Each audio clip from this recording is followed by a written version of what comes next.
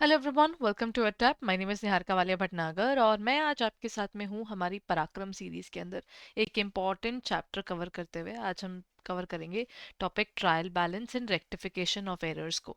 जब हम इस टॉपिक की बात करते हैं रेक्टिफिकेशन ऑफ एरर्स, बहुत से बैंकर्स को बहुत कंफ्यूजिंग सा चैप्टर लगता है, so I try to simplify it for you. साथ साथ ट्रायल बैलेंस जो है वो खुद में आई वोंट से कि बड़ा इंपॉर्टेंट टॉपिक है, लेकिन इस पर्टिकुलर टॉपिक के थ्रू आपकी फाइनेंशियल स्टेटमेंट्स बनती हैं, तो ये समझना ज़रूरी है। प्लस अगर हम बात करते हैं आपके, I think if you'll go through the bank promotion papers, उनमें भी ना कहीं ये जो बेसिक अकाउंटिंग वाला पोर्शन है, it is covered a bit. So when you are preparing, this is more or less an investment. जो आज आप कर रहे हैं उसके रिटर्न्स आपको multiple phases of your career आपको देखने को मिलेंगे। So let's begin with it, but before I continue, please अगर हो सके तो जल्दी से हमारी PYQ बुकलेट डाउनलोड करके देख लीजिए कि किस तरह के क्वेश्चंस पहले आ रहे थे, ताकि आपको आगे कोई प्रॉब्लम ना आए। Because you need to know exactly किस तरह के क्वेश्चंस आते हैं और उन्हें कैसे टैकल करना है। Right now coming back to the next point, साथ ही साथ आपकी अगर रजिस्ट्रेशन हो चुकी है एंड यू आर डिटर्मिन्ड कि आपको इस बार पेपर देना है और आपको लगता है आपको गाइडेंस की रिक्वायरमेंट रहेगी, तो आप बेस्ट चीज़ है you can go through our master course as well as the crash course. Crash course भी हमारा लॉन्च हो चुका है, multiple courses are going on. तो अगर आपको लगता है आपको रिकॉर्डिंग्स देखनी है, शॉर्ट वीडियोस के थ्रू प्रिपेयर करना है ताकि कंसेप्ट क्लैरिटी प्रॉपर हो जाए, तो go for the master course. और अगर आपको लगता है कि you want to have that master course as well as, but you want to have crash course as well, तो आप क्या करें, you can go for the master course, जिसमें आपको इनकी वीडियोस भी मिल सकती हैं। मास्टर कोर्स का ये बेनिफिट रहता है that you get everything in detail there. और crash course limited number of hours के अंदर आप मैक्सिमम अपनी वर्क कर सकते हैं। That's a live class where you can cover up all those topics there. Anyhow, अब चलते हैं आगे, और साथ साथ जल्दी से इन डिटेल्स को लिंक में देख लीजिएगा, डिस्क्रिप्शन में इसकी पूरी इन्फॉर्मेशन दी हुई है। चलिए अब हम बात करते हैं ट्रायल बैलेंस की और रेक्टिफिकेशन ऑफ एरर्स की। ट्रायल बैलेंस खुद में कोई एक प्रॉपर इंपॉर्टेंट फाइनेंशियल स्टेटमेंट नहीं है, बट वो फिर भी इतनी इंपॉर्टेंट है कि इसके बिना हमारी फाइनेंशियल स्टेटमेंट्स नहीं बनती। ट्रायल बैलेंस इन एक्चुअल एक वर्किंग पेपर है, जो एक तरह की स्टेटमेंट है, it's not even an account और समथिंग।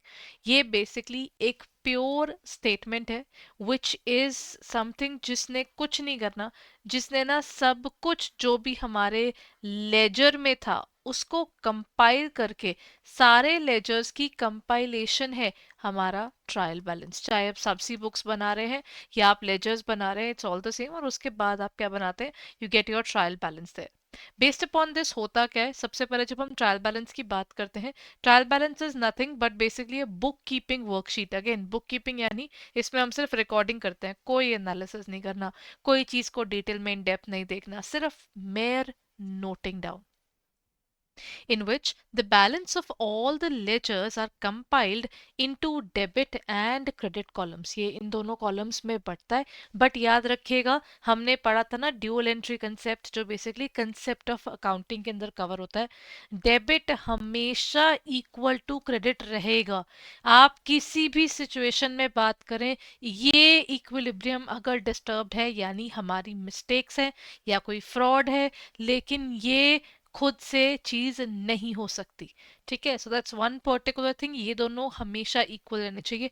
और अगर ये ट्रायल बैलेंस में मैच ना करे, वो सिचुएशन होती है जहां पर हमको मिलते हैं एरर्स, और इसीलिए हमें क्या करना पड़ेगा, उन एरर्स को रेक्टिफाई करना पड़ेगा। So that becomes rectification of errors. So trial balance को समझते हुए समझ में आता है कि उसके अंदर गलतियां भी होती हैं और आप उन्हें सही भी करते हैं। That is called rectification. चलिए, let's move on. I am sorry, trial balance क्या है? ट्रायल बैलेंस कुछ नहीं है, वो एक तरह की लिस्ट है। ये एक स्टेटमेंट कहलाती है जिसमें आप क्या करते हैं, सारे डेबिट्स और सारे क्रेडिट जो आपके लेजर से निकल कर आते हैं वो यहाँ पर नोट होते हैं। ये कैश के भी सारे अकाउंट्स नोट करता है, बैंक के भी। सिर्फ ये दोनों नहीं, कैश, बैंक, आपके एसेट्स, आपकी लाइबिलिटीज, कुछ भी अकाउंट अगर खुला हुआ है तो उसकी सारी इंफॉर्मेशन इसमें जाती है। तो एक जगह पर कंपाइलेशन हो गई ना, इसी को देख देख कर फिर हमारे फाइनेंशियल स्टेटमेंट्स यानी प्रॉफिट एंड लॉस अकाउंट और बैलेंस शीट बनती है। देखिए लेजर के अंदर आपको पता हो तो हम क्या करते हैं, बैलेंसिंग फिगर्स निकाला करते हैं। डेबिट साइड बड़ी है तो क्रेडिट साइड पर दिखेगा, क्रेडिट साइड बड़ी है तो डेबिट साइड पर दिखेगा, जिसके बेस पर हमारा पूरा ट्रायल बैलेंस जो है वो सारे फिगर्स को, जो बैलेंसिंग फिगर दिया हुआ है उसको उठा उठा कर एक पर्टिकुलर शीट में डाल देते हैं और बोलते हैं जी ये तो बन गई। अब debit is equal to credit है, यानी सब कुछ सही है। लेकिन अगर किसी भी पॉइंट ऑफ टाइम पर ये मैच नहीं करते तो आपको आइडिया हो जाता है कि आपने कहीं ना कहीं प्लस माइनस करने में गलती की है। इसीलिए एक वर्किंग पेपर कहलाता है, बिकॉज ये सिर्फ अरिथमेटिकल एक्यूरेसी प्लस माइनस ही चेक कर रहा है, उससे ऊपर ट्रायल बैलेंस कोई भी एरर्स को डिटेक्ट नहीं कर सकता। Usually prepared at the end of the accounting period, I would say basically जब हम बुक्स ऑफ अकाउंट्स बनाते हैं ना, बैंकर्स के लिए तो ट्रायल बैलेंस इज समथिंग जो आपको दिखेगा हर क्वार्टर, क्योंकि आपको रिक्वायर्ड होता है आरबीआई को अपनी बुक सबमिट करना। सेम चीज सेबी पे लिस्टेड कंपनीज को भी है। After every 3 months they are supposed to submit their books of accounts to SEBI. So when you are doing that, तो that means after every 3 months आपको ट्रायल बैलेंस बनाना ही पड़ता है। लेकिन हाँ 31 मार्च को तो बनता ही बनता है। उसके बीच में अगर आपको लगता है रिक्वायरमेंट होती है तो आप तब भी बनाते हैं, एज एंड व्हेन रिक्वायर्ड। और सबसे इंपॉर्टेंट एलिमेंट, इसी के बेस पर क्या बनता है, हमारा प्रॉफिट एंड लॉस अकाउंट, और फिर इसी के बेस पर बनती है हमारी बैलेंस शीट। तो this is about your trial balance. चलिए एक बार ना ट्रायल बैलेंस को डिटेल समझ लेते हैं। आप देख सकते हैं, आपको याद हो मैंने आपको बताया था DEA यानी डीलर। डीलर के अंदर जो पहले तीन है वो हमेशा डेबिट साइड से इंक्रीज होते हैं, और जो आखिरी तीन एलिमेंट्स हैं वो क्रेडिट साइड से इंक्रीज होते हैं। यानी ड्रॉइंग्स, एक्सपेंसेस और एसेट्स, इनकी वैल्यूएशन आपको नॉर्मली डेबिट साइड पर मिलेगी, और लाइबिलिटीज, कैपिटल और इनकम, इन तीनों की आपको नॉर्मली कहाँ मिलेगी, क्रेडिट साइड पर मिलेगी। सो इन टर्म्स ऑफ डीलर ये आपका ट्रायल बैलेंस आइडली ऐसा दिखता है। प्लांट एंड मशीनरी होगा तो एसेट है। अगर हम लोग बात करते हैं मिस्टर एल से, कोई हमने लोन लिया है फॉर दिस पर्पस, तो वो हमारा कहाँ जाएगा, लाइबिलिटी में, है ना। लोन लिया, बर्डन है ना हमारे सर पे, इसीलिए।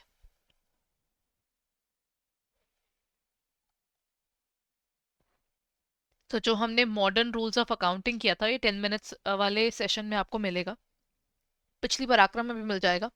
सो इसीलिए ये तीन चीज़ों के एलिमेंट्स का हमेशा आपको नॉर्मली मिलेगा डेबिट बैलेंस, और इनका मिलेगा क्रेडिट बैलेंस, जो हम कहाँ से लेते हैं, लेजर की रेफरेंस से लेते हैं। इसीलिए यहाँ पर डाला जाता है LF, यानी इसे कहा जाता है लेजर फोलियो। लेजर की रेफरेंस दी जाती है, इस वाले लेजर के अंदर ये वाली इंफॉर्मेशन एग्जिस्ट करती है।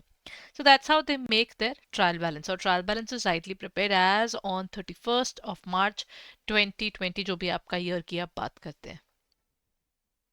ट्रायल बैलेंस कई तरह के हैं, जैसे मैंने आपको एक बताया जिसे हम कहते हैं बैलेंसिंग फिगर निकालेंगे और तभी नोट करेंगे, उसे कहा जाता है नेट ट्रायल बैलेंस। इसका मतलब ये होता है, अगर मेरी डेबिट साइड के किसी भी एलिमेंट, मान लीजिए मेरा लेजर है, लेजर के अंदर क्या हुआ कि मेरे पास, मान लीजिए कैश की बात करते हैं, मेरे पास कैश आया 20,000 था, कैश बुक की बात करते हैं ना, डेबिट से वो बढ़ता है, रिसीट्स आपकी यहाँ आती हैं, और क्रेडिट साइड से वो कम होता है, तो यानी मेरी जेब से चले गए 24,000।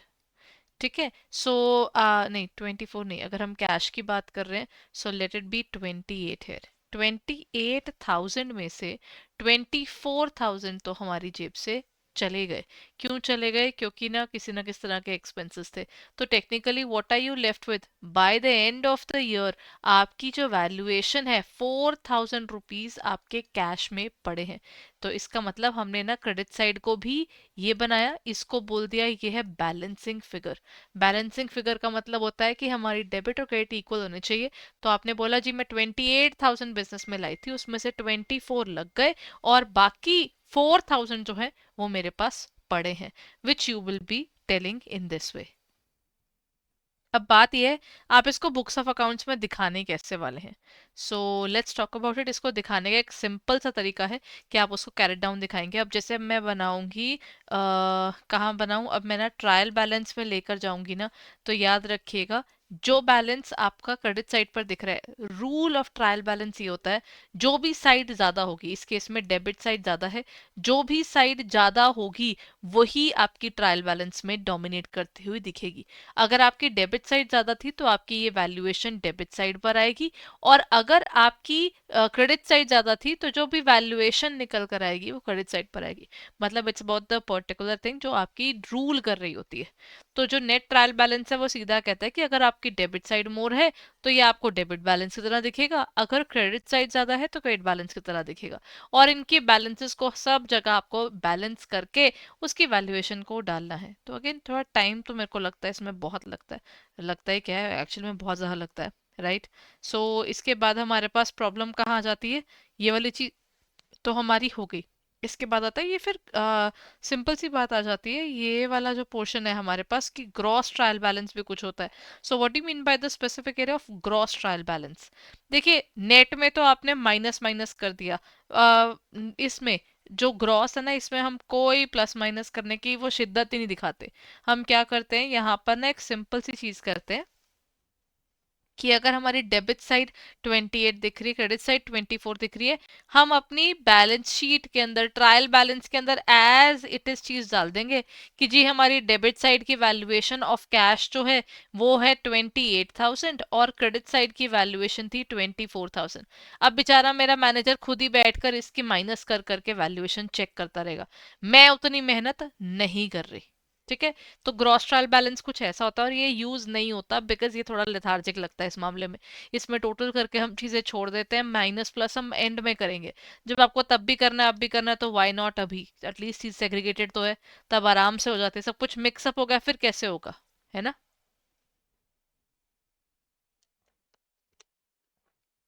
तो ग्रॉस में ये मेहनत नहीं करते, जबकि कहाँ पर मेहनत करते हैं, नेट में ही पूरी मेहनत करते हैं। ठीक है, डन। सो आपको ये देखिएगा कि यहाँ पर आप सारे अकाउंट्स के नाम लिखेंगे और आप डेबिट और क्रेडिट साइड के टोटल्स उनके साथ में लिख देंगे। अब आप कुछ और मेहनत नहीं करेंगे। So this is basically taking the totals, और आपकी वैल्यूएशन निकाल कर बस चेक कर लेना कि चीजें हमारी प्लस माइनस प्रॉपरली हुई हैं या नहीं हुई हैं। डन। अब आ जाता है इंपॉर्टेंट एलिमेंट।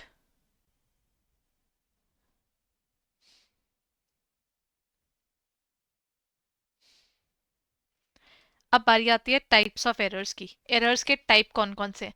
देखिए अब हमने ट्रायल बैलेंस की बात की, जब ट्रायल बैलेंस मिसमैच कर जाए, यानी उसमें कहीं ना कहीं आपको एक चीज दिखती है कि कहीं पर प्लस आपके पास डेबिट में ज्यादा है या क्रेडिट में ज्यादा है, ऐसा कुछ भी हो जाए जहां पर डेबिट इक्वल टू क्रेडिट ना आए, तो कहते हैं कि अब तो गड़बड़ है, अब ट्रायल बैलेंस की गलतियां आपको निकालनी होंगी। तो वो कौन कौन से टाइप की होती हैं। आपके पास कई टाइप्स के एरर्स होते हैं। सबसे पहला एरर होता है भूल जाना। हो सकता है पूरी एंट्री भूल गए, और हो सकता है आप आधी एंट्री ही भूले, दोनों चीजें हो सकती है ना। उसे हम कहते हैं errors of omission. Errors of omission यानी हमारे पास वो ट्रांजैक्शन या तो वो कंप्लीटली छूट जाती है या वो पार्शली हम लोग डालना भूल जाते हैं। और इससे अगर पार्शियल ओमिशन होगा तो इससे तो हमारा ट्रायल बैलेंस जो होता है वो मैच नहीं करता, वो मिसमैच करता है। तो इसीलिए हमें बहुत मेजर ध्यान रखना पड़ता है इसका। जबकि दूसरी तरफ क्या होता है ये तो पता ही नहीं चलती। तो जब तक आपकी डबल साइड एरर होगा, दोनों तरफ आपने सेम गलती की हुई है, डेबिट और credit side trial balance match कर रहा है, लेकिन हो सकता है वो गलती एग्जिस्ट करे। तो ओमिशन में ये चीज होती है कि आपने कोई वाउचर ही भूल गए। Then comes error of commission. Error of commission यानी आप क्या करते हो, नॉर्मल आपके बिजनेस में जो गलतियां होती है, जैसे कोई चीज डेबिट साइड पे थी वो क्रेडिट साइड की तरफ डल गई, अमाउंट सही है लेकिन गलत जगह डल गई, अमाउंट गलत है लेकिन सही जगह डल गई, हो सकता है वो दूसरी तरफ चल जाए और चीज भी गलत हो जाए। और कहीं पर मैंने कास्टिंग या टोटलिंग एरर किया था। Casting error is basically this only, जब आप चीजों की टोटल कर रहे हैं तो आपने उसमें गड़बड़ कर दी, तो उसको हम लोग कास्टिंग एरर कहते हैं। जितना होता है उससे ज्यादा दिखाएंगे तो वो ओवर कास्टिंग है, जितना है उससे कम दिखाएंगे तो उसे हम क्या कहते हैं, that is called under casting. ठीक है, this is your specific area of errors of commission. अच्छा, एरर्स ऑफ कमीशन के बाद आता है कंपनसेटिंग एरर।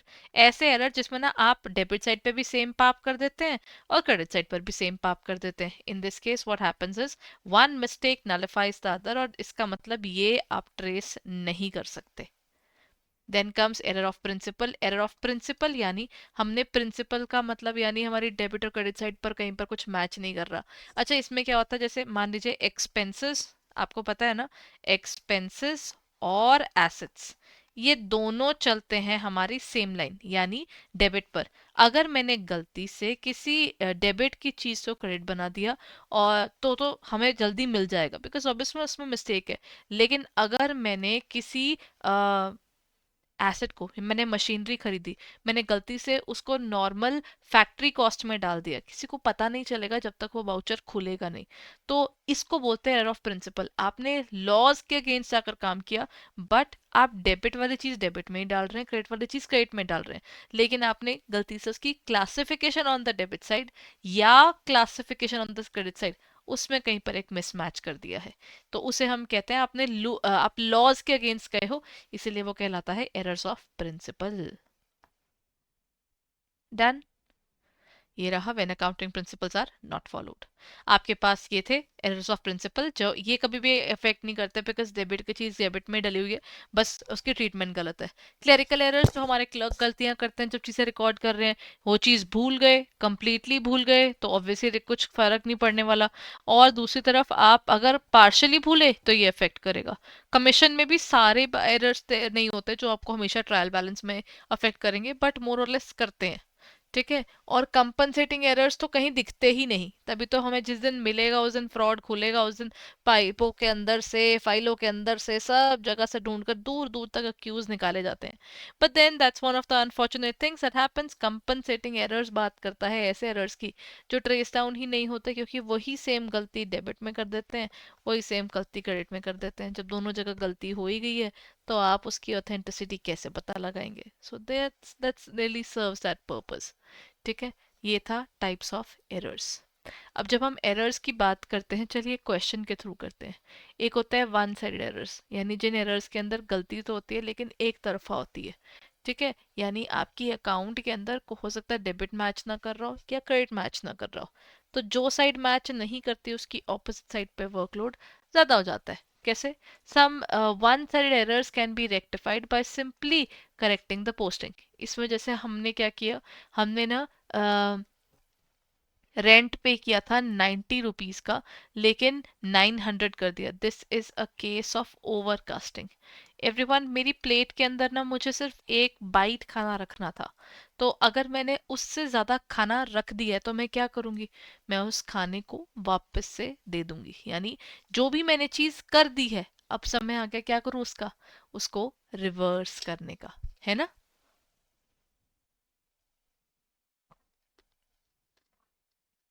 तो ये चीज होती है, अगर आप कोई भी चीज ज्यादा रिकॉर्ड कर लेंगे तो आप उसको उल्टा कर देंगे, जो चीज आपने कम रिकॉर्ड की हो कि जितनी कम है उतनी आप उसमें डाल देंगे।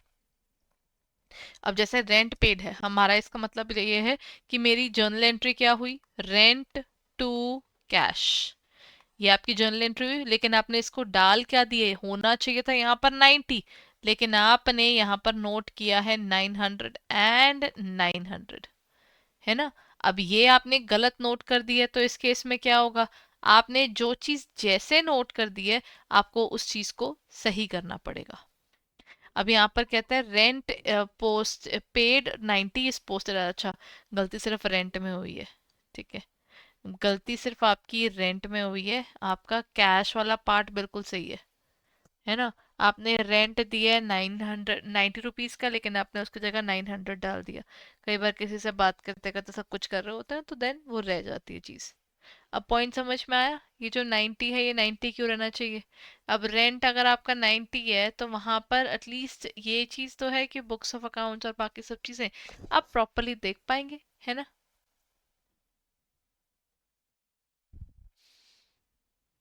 डन।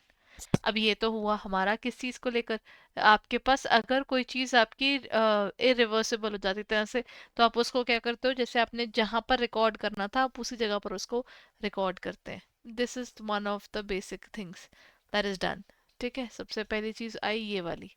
इसके बाद क्या होता है, वन साइड एरर नॉर्मली आपके ट्रायल बैलेंस को हिला देते हैं। जब आप इनको ठीक करते हैं तो उस समय पर आप ये भी चेक करें कि हमारा ट्रायल बैलेंस ना हिला हुआ हो। ठीक है। अब बारी आती है अगली, यानी हमारे पास टू साइडेड एरर्स की।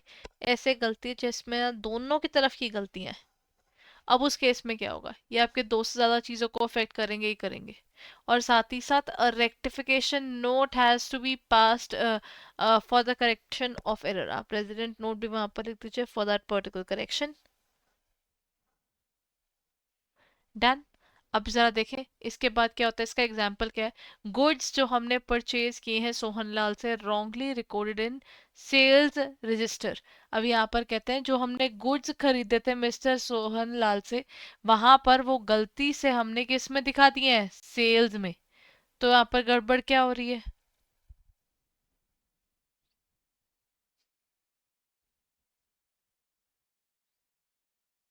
डन। अब इसे क्या कहते हैं, two sided errors. Two sided errors यानी हमारे पास क्या होता है, ऐसी गलती जिसमें ना दोनों तरफ गलती हुई है। हमने गुड्स परचेज किए थे सोहनलाल से और गलती से हमने उसको सेल बना दिया, यानी इन एक्चुअल मैंने पैसे देने हैं सोहनलाल को, है ना। और मेरे पास क्या है, गुड्स। तो एक तरह से ये नहीं हो गया परचेजेस टू।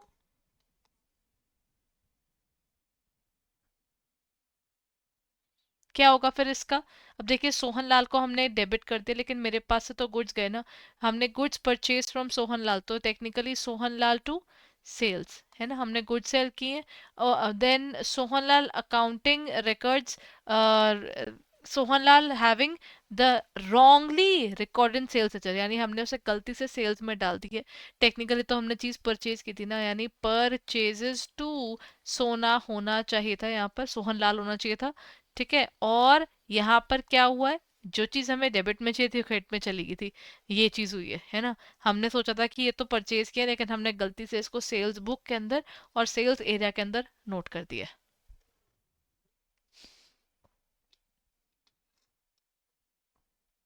अब इंपॉर्टेंट एलिमेंट ये है कि अकाउंट्स के अंदर ना कभी भी कोई गलती मिल जाए तो आप उसे करेक्ट करते हैं, आप उसे छुपाते नहीं है। तो टेक्निकली इन्होंने क्या किया, अब इसके बाद जब ये चीज हो ही गई है तो आप पहले इसकी रॉन्ग एंट्री इन्होंने क्या कर दी कि इस चीज को हमने सेल्स के थ्रू निकाल दिया। ये सेल्स का एंट्री तो थी ही नहीं, ओरिजिनली ये उसकी नहीं थी। आपने परचेज किए हैं गुड्स फ्रॉम सोहनलाल, है ना। और उसके बाद आप क्या करेंगे, जब भी इसको देखेंगे तो then remove the particular.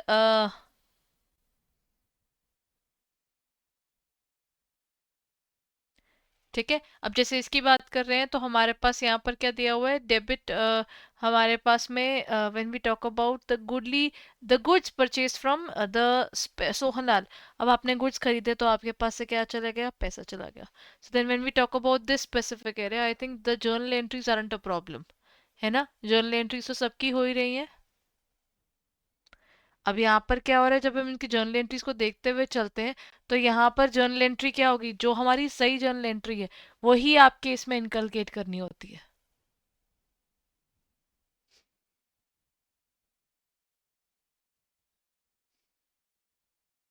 Done.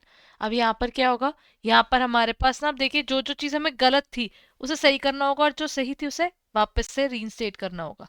कैसे रीइंस्टेट होगा, सबसे पहले हम जब बात करते हैं सेल्स की, जब हमें पता है कि चीज नहीं सेल हुई है तो आप क्या करोगे।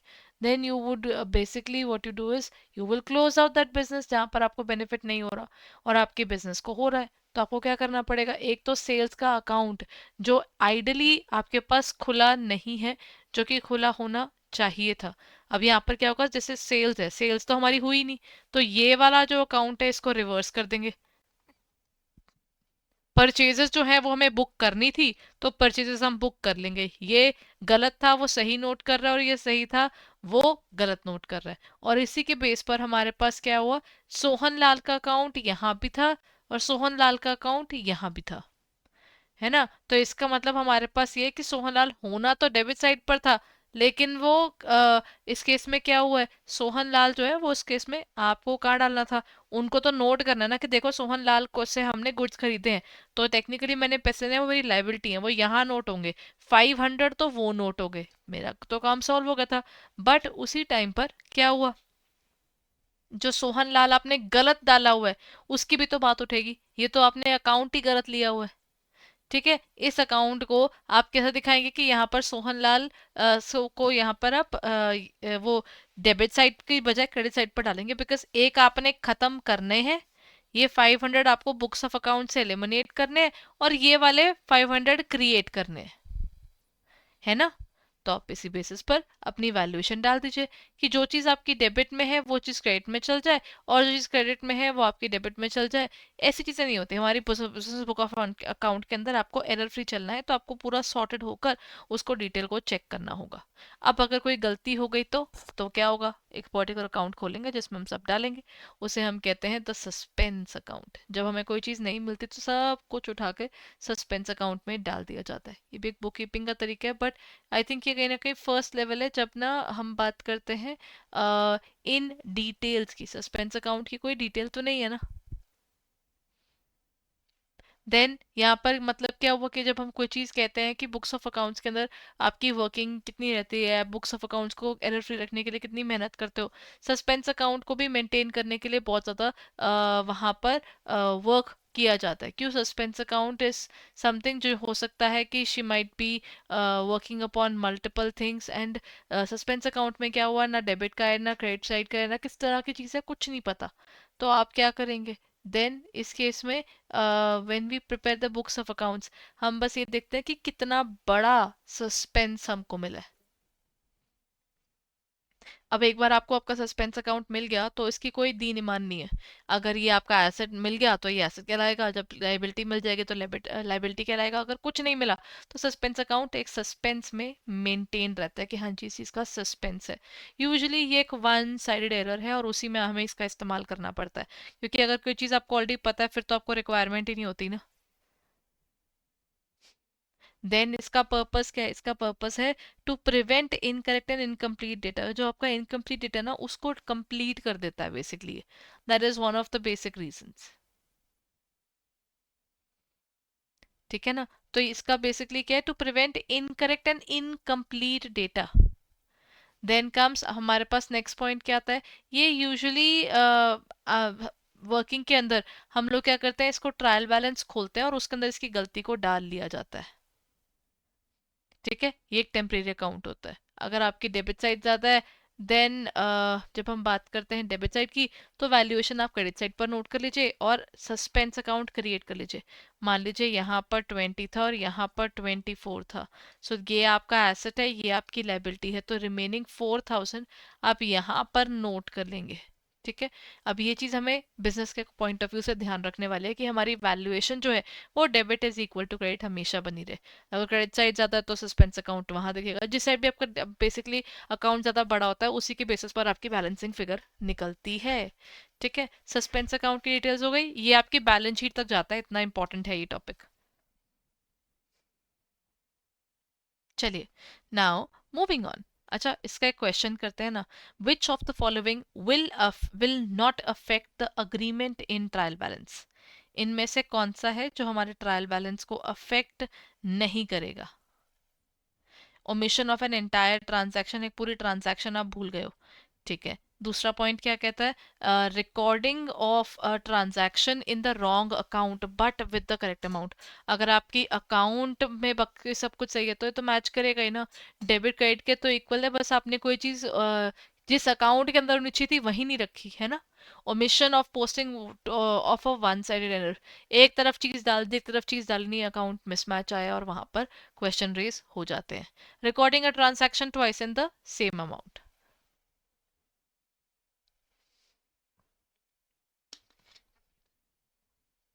कोई भी चीज़ आप दो बार रिकॉर्ड कर लेंगे तो डेफिनेटली उसका आपको पता नहीं चलता जब तक आप ना उसकी बुक्स ऑफ अकाउंट्स डिटेल में नहीं बना लेते। कौन कौन सी चीज़ आपकी books of accounts definitely affect नहीं करती, अगर आप पूरी ट्रांजैक्शन ही भूल गए तब तो वैसे ही नहीं कर पाएंगे, है ना। Will not affect the agreement of trial balance, transaction in wrong, but वैसे ना इसकी बात की जाए ना ये तो पक्का नहीं करता, और इवन एंटायर ट्रांजैक्शन ये भी ना ये वाली चीज़ भी पूरा नहीं करती है। तो टेक्निकली देखा जाए ए और बी दोनों के दोनों, विच of the following will not affect the agreement of trial balance. जो एंटायर है इसमें भी आपका नहीं पता चलता, इसमें भी आपकी टोटलिंग ठीक रहती है और इवन थर्ड में भी ठीक रहती है। सो आइडली अगर बात की जाए तो मेरे ट्रायल बैलेंस में क्वेश्चन ये बन सकता है कि which of the following actually affects a trial balance. Omission तो करी लेकिन आधी अधूरी करी, तो आपकी बुक्स ऑफ अकाउंट्स के according you are not liable to look forward to it. ठीक है, डन। इंपॉर्टेंट क्वेश्चन है ये वैसे, ये actually read between the lines वाली चीज आ गई। Which of the following errors will not cause a trial balance to disagree. Multiple reasons होते हैं, प्लस माइनस की गलतियों से लेकर मेजर सब कुछ इसमें आता है। First of all, writing 500 as 5000 in the sales account. आपने गलती से एक और जीरो वहां पर ऐड कर दिया है, तो उस केस में आप क्या करेंगे? ठीक है, अगर आपने सेल्स अकाउंट में उसको डाल दिया है कोई तो क्या ये आपकी ट्रायल बैलेंस को अफेक्ट करेगा? या आपके ट्रायल बैलेंस को नॉर्मली तो उसमें कोई चेंजेस नहीं आते, वो सेम रहता है। Failing to post an amount on the debit side of ledger, ये हो सकता है क्योंकि इसमें मुझे एक ही तरफ की गड़बड़ दिख रही है, वो है डेबिट साइड की। Recording an expense as an asset, इसमें आपको ये पता है दोनों चीजें डेबिट साइड की हैं, जहां मर्जी डालो आपकी बैलेंस शीट में सब सॉर्टेड होगा, तो ये तो कोई प्रॉब्लम नहीं करता। एक ट्रांजैक्शन सही साइड पर नोट हो लेकिन रॉन्ग अकाउंट हो, उससे भी कोई फर्क नहीं पड़ता, क्योंकि ट्रायल बैलेंस में लड़ाई होनी चाहिए। ट्रायल बैलेंस मैच नहीं करना चाहिए, अगर ट्रायल बैलेंस मैच करेगा तो गड़बड़ है। तो इसका मतलब हमने करेक्ट वो यहाँ पर ना, नहीं, इसका will not cause a trial balance to disagree, last वाला नहीं करेगा, अग्रीड, बाकी सारी चीजें करेंगी। Which of the following will not cause, इसकी डिसएग्रीमेंट है ना, इसकी डिसएग्रीमेंट, इसका ना डिसएग्रीमेंट बी होगा। आप कोई चीज डेबिट साइड पर ना डाले, क्रेडिट साइड पर ना डाले, सिंगल साइडेड एरर्स जो होते हैं ना, सिर्फ और सिर्फ वही आपके मैच नहीं कराते ट्रायल बैलेंस, बाकी सब चीज आपका ट्रायल बैलेंस मैच करा देती है। यही खासियत है आपके ट्रायल बैलेंस की। ट्रायल बैलेंस सिर्फ वो चीजों में मिसमैच खाता है जो ना डेबिट पे नोट हो गई, क्रेडिट पे नोट नहीं हुई, यानी हमारे वन साइडेड एरर्स। चलिए, आज की क्लास यहीं पे ख़त्म करते हैं। आई होप ये आपके लिए बेनिफिशियल था।